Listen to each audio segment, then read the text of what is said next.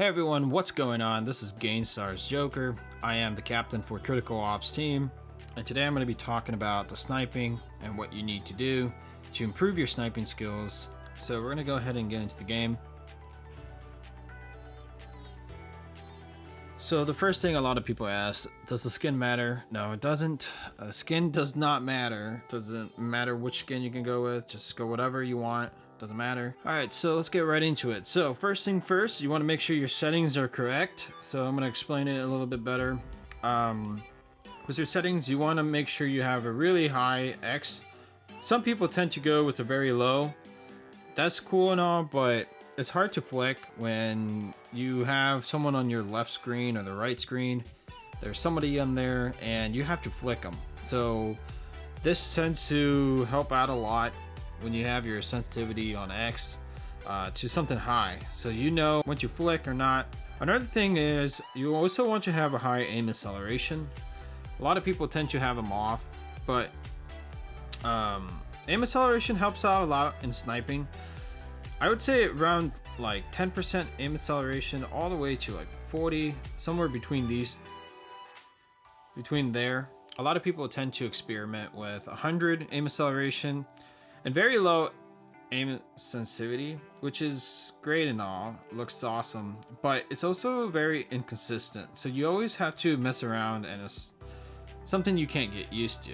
I mean, you could keep trying and playing and whatever, but one day you'll be playing great, the next day you feel like you're missing all your shots, and it's not really comfortable. So you want to make sure you stick between 10 to around 40. I'm gonna go with 30, and have your aim sensitivity around whatever you want, like somewhere between 3 to 7. So I'm gonna have mine at 7.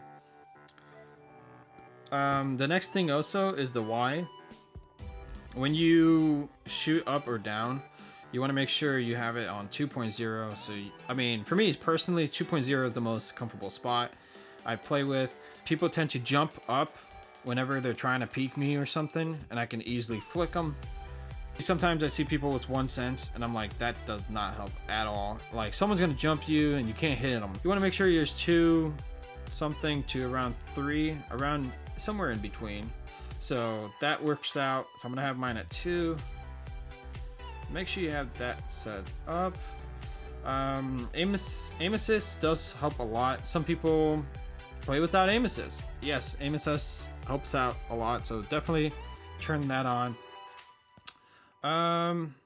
Crosshair size 30. Well, we don't really need crosshair for this one.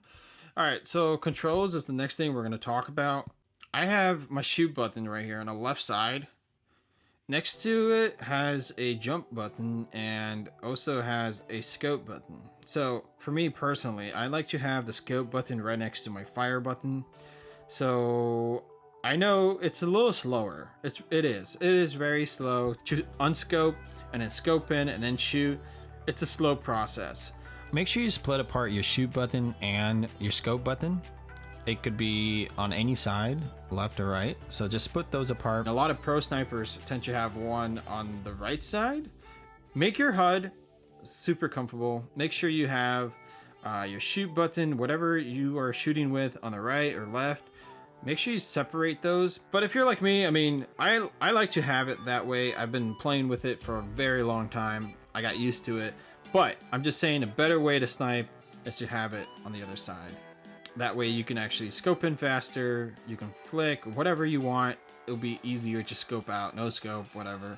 So definitely keep that in mind. If you're making your HUD, make sure you separate those. That's just my personal opinion. A lot of people have their own opinions, so keep that in mind. It's just my personal opinion on that. Next thing you want to do is make sure your thing is customized to whatever your length of your thumb. So whatever you're comfortable with. So I have mine around here somewhere. So you get out of it faster. You switch your weapons faster. Alright, so that's basically it for the controls. Next thing we're going to do is we're going to actually get into a game. Alright, so we're going into a game really quick, and I want to explain how to peek a player with your sniper. There's actually 2 ways of doing it. Let's find a corner really quick. So, for example, they're over there, like all the way over there. and you're coming from CT and you know they're over there. So the first thing you want to do is you do not want to do this. That's definitely a no-no. Don't do that. What you want to do is first scope in, peek your walls. That's what you want to do. You want to make sure you peek them with your scope on. Sometimes, you know, pros usually do this. They like peek it with like that. They peek. They know where this guy is. They have their aim locked on. Okay, let's say there's one guy right down there. They peek him. Okay, so like for example, my crosshair is on the floor. They peek him, they line up where he is, and then they back out, find the scope, scope in, and then boom. This is the proper way to do it. This is also my opinion on that.